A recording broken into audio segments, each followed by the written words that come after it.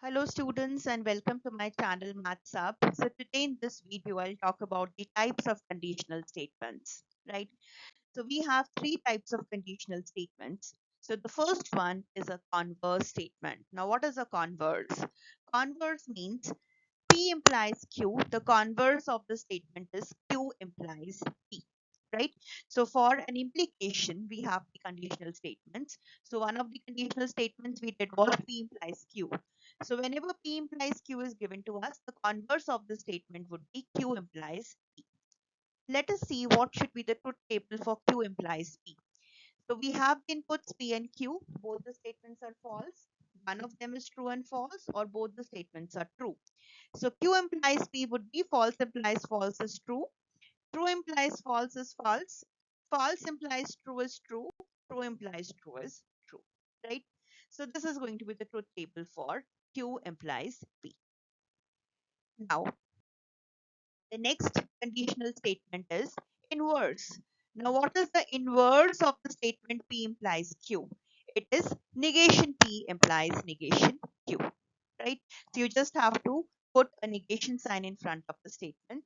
So that will become the inverse statement. So now let's see what is the truth table for an inverse conditional statement. So we have PQ. So the values of the truth values are given here. So you can easily check what are the values of negation P and negation Q. And now let's see what is negation P implies negation Q. So true implies true is always true.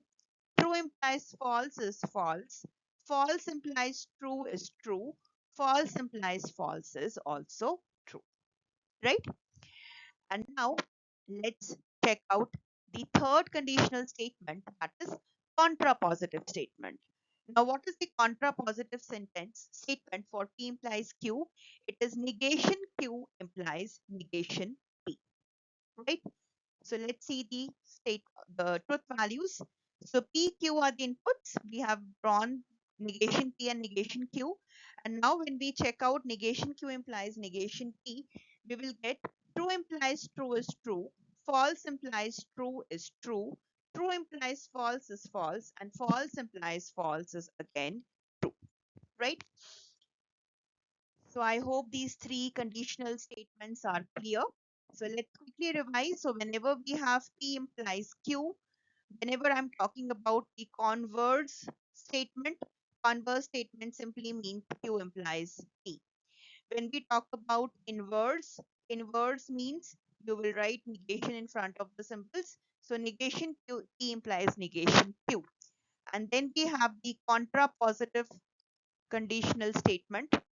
So in contrapositive, what we will have, it will be negation Q implies negation P. Right? Okay. So let's see this question. You need to determine the contrapositive of this statement. If Eric is a poet, then he is poor, right? So what is P? P statement is Eric is a poet. And what is statement Q? Statement Q is he is poor. So you can see the statement that is given to us is P implies Q. So I need to write a contrapositive statement. So contrapositive statement means negation Q implies negation P. So what is negation Q? He is not poor. What is negation P? Eric is not a poet. So how will I combine them with a if then operator?